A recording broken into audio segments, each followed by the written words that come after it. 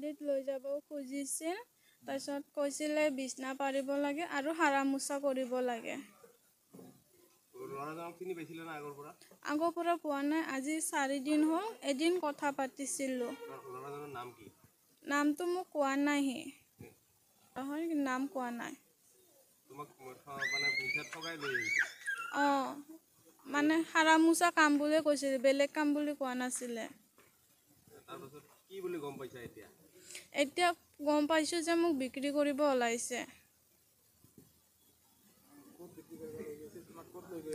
দিল্লী। অঁ,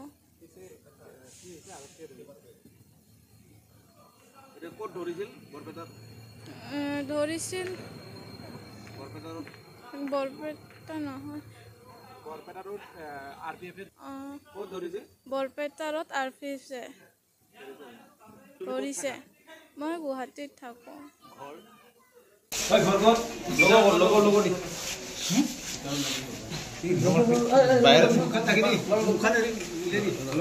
লাজ নালাগে না? নাম কি?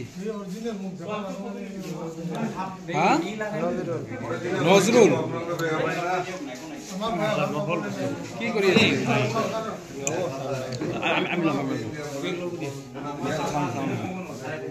আমি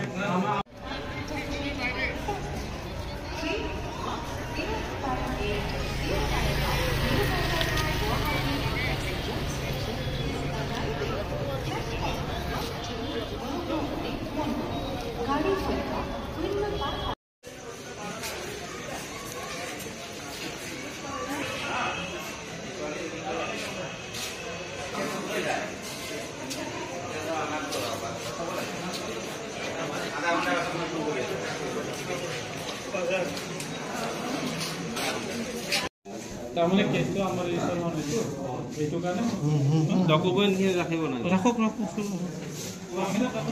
তাৰমানে হিংকাপ লগালে কি নৰ্থ ইষ্ট এক্সপ্ৰেছত আমাৰ RPF ৰেলৱে প্ৰটেকশ্যন ফ'ৰ্চে এজন ল'ৰাৰ সৈতে এজনী যুৱতীক উদ্ধাৰ কৰে। আৰু আমি জানিব পৰা মতে ল'ৰাজন আছিল আমাৰ ধুবুৰীৰ আৰু ছোৱালীজনী বৰপেটা জিলাৰ। তাই কৰ্মৰত অৱস্থাত গুৱাহাটীত আছিল। আৰু এই যুৱকজনে আমাৰ এই গুৱাহাটী জালুকবাৰী যিটো আপোনাৰ হাইৱে এই ফ্লাইঅভাৰ আছে, ফ্লাইঅভাৰৰ তলৰ পৰা এই ছোৱালীজনীক ফচলাইৰ প্ৰলোভনেৰে দিল্লীলৈ লৈ যাব খুজিছিল। আৰু RPFৰ জৰিয়তে এই ছোৱালীজনী আজি উদ্ধাৰ হয়। আমাৰ বৰপেটা ৰোডৰ মানে ৰানিং ট্ৰেইনত আছিল এইটো, ৰেলৱে প্ৰটেকশ্যন ফ'ৰ্চৰ যিটো মানে এস্কৰ্ট পাৰ্টি থাকে, তেওঁলোকে ছোৱালীজনীক উদ্ধাৰ কৰিছে। ৰানিং ট্ৰেইনত উদ্ধাৰ কৰিছে। এইটো আপোনাৰ নামনিমুৱা নৰ্থ ইষ্ট এক্সপ্ৰেছ। এইটো এটা মানে ল'ৰাজনে স্বীকাৰ কৰিছে যে তেওঁ মানে এই ছোৱালীজনীক মানে কোনোবা দ্বিতীয় পক্ষৰ জৰিয়তে দিল্লীলৈ লৈ যাব খুজিছিল আৰু তাতে মানে বেয়া কামত লিপ্ত কৰাব মানে তেওঁৰ এটা মানে চেষ্টা আছিল। আৰু এইটো মানে মই ক'ব খোজোঁ যে এইটো যে আমাৰ দেশত যে বা গোটেই ৰাজ্যত আজি মানে যিটো চৰ্চিত বিষয় হৈ আছে নাৰী সৰবৰাহকাৰী চক্ৰ, এই যুৱকজন এই নাৰী সৰবৰাহকাৰী চক্ৰৰ লগত জড়িত হৈ আছে। ল'ৰাজন এতিয়া বৰ্তমান আমাৰ GRPত আছে, বৰপেটা ৰোড ৰেল আৰক্ষীৰ তাতে, আৰু হয়তো গুৱাহাটীলৈকে এইটো মানে ট্ৰেন্সফাৰ কৰা হ'ব। ছোৱালীজনীৰ বয়স আমি জানিব পৰা নাই, তথাপি আমাৰ মানে এটা আশংকা হৈছে যে এই সহজ সৰল যিবিলাক ছোৱালী আছে, গাঁৱলীয়া ছোৱালী, মানুহৰ ঘৰত কাম বন কৰে, এই ছোৱালীসকলক মানে এনেকৈ প্ৰলোভনেৰে দিল্লী তথা আমাৰ বহিৰাজ্যত এটা দুষ্টচক্ৰ সক্ৰিয় হৈ আছে পূৰ্বৰে পৰা। আৰু ইহঁতৰ এজেণ্টবিলাক আমাৰ অসমত আছে, এইটো পূৰ্বৰে পৰা চলি আছে। আমি ইয়াৰ পূৰ্বেও বহুত এনেধৰণে ধৰিছোঁ আমি ৰেল আৰক্ষীৰ জৰিয়তে।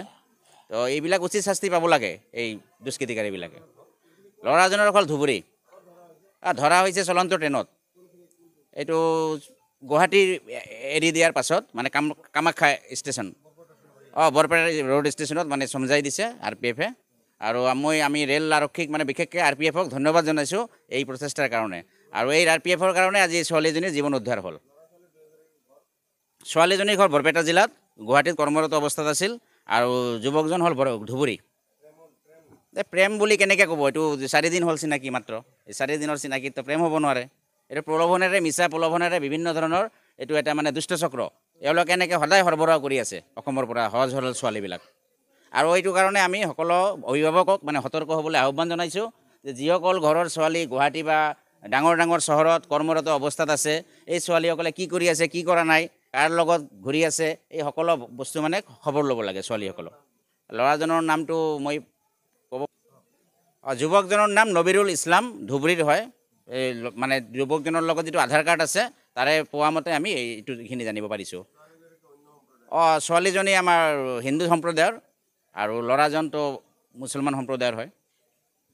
ইতিমধ্যে বিজেপি চৰকাৰে নাৰী সুৰক্ষা দেখাত যথেষ্টখিনি তাৎপৰ লাগিছে, কিন্তু দেখা গৈছে এনেকুৱা নাৰীৰ ওপৰত অন্যায় অত্যাচাৰ হৈ থাকে। কি ক'ব বিজেপি চৰকাৰে, কি আহ্বান জনাব? নাই, চৰকাৰেতো প্ৰচেষ্টা চলাই আছে, কিন্তু আমি ৰাইজেও সজাগ হ'ব লাগে। চৰকাৰে ব্যৰ্থ নেকি? ব্যৰ্থ বুলিতো আমি ক'ব নোৱাৰোঁ, বিভিন্ন ধৰণে বিভিন্ন কাম চলি আছে, কিন্তু আমি ৰাইজে সজাগ হ'ব লাগে। দুষ্ট চক্ৰবিলাক মানে সজাগ হৈ মানে এটা মানে সজাগ হৈ আছে সিহঁতক মানে সমূলে উৎখাত কৰিব লাগে। আৰু এই নাৰী সৰবৰাহ চক্ৰ এইটো পূৰ্বৰে পৰা অসমত সক্ৰিয়।